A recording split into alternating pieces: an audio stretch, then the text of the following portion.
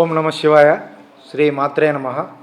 ఆలయ ఈవో శ్రీనివాసరావు గారు, చైర్మన్, నేను కలిసి సంయుక్త ప్రకటన. ఇది 1/12/2025 నాడు ఒక ప్రముఖ ఛానల్లో శ్రీశైల దేవస్థానంలో స్వామి అమ్మవార్ల ఆస్తులు, బంగారు వెండి ఆభరణాల వివరాలు, దాతలు సమర్పించిన ఆస్తులు వంటి వివరాలతో స్పష్టత లేదని, శ్రీశైల మల్లన్న ఆస్తులపై ఆందోళన నెలకొని ఉన్నదని వచ్చిన వార్తల విషయంలో భక్తులకు వివరంగా తెలపాలనే ఉద్దేశంతో ఈ సంయుక్త ప్రకటన విడుదల చేయడం జరుగుతున్నది.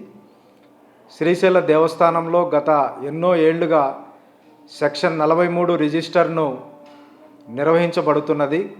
సదరు రిజిస్టర్లో దేవస్థాన ఆస్తులు, భూములు, స్వామి అమ్మవార్ల విలువైన ఆభరణాలు వంటివి పూర్తి వివరాలు నమోదు చేయబడుచున్నవి.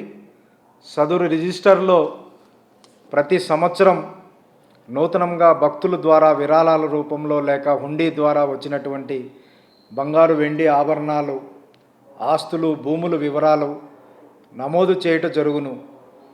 నమోదు కాబడిన వివరాల ప్రకారం స్వామి అమ్మవార్ల ఆభరణాలు, బంగారు వెండి వస్తువులను నియమిత వ్యవధితో తనిఖీ చేయించు ధృవీకరించటం కూడా జరుగుతున్నది.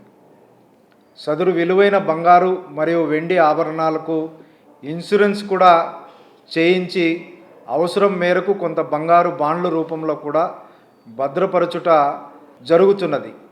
అది కాక స్వామి అమ్మవార్ల నిత్య కైంకర్యాలకు వినియోగించుటకు ఉభయ ఆలయముల ప్రధాన అర్చకుల వారి ఆధీనంలో ఉన్న బంగారు మరియు వెండి ఆభరణాలను తరచూ తనిఖీ చేయించుటకు ఆలయ అధికారులతో కూడిన కమిటీని కూడా నియమించుట జరిగినది.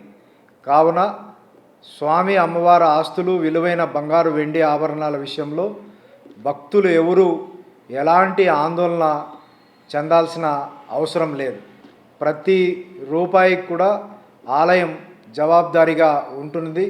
భక్తులు ఏ విరాళం ఇచ్చినా కూడా అది రికార్డులో భద్రపరుస్తూ ఎప్పటికప్పుడు తనిఖీ చేస్తూ, స్వామి అమ్మవార్ల భక్తులు ఏ వస్తువు ఇచ్చినా కూడా మా దగ్గర ఆలయంలో భద్రంగా ఉంటున్నది. దీని మీద ఎలాంటి అపోహలు ఎవరు కూడా చెందవద్దు.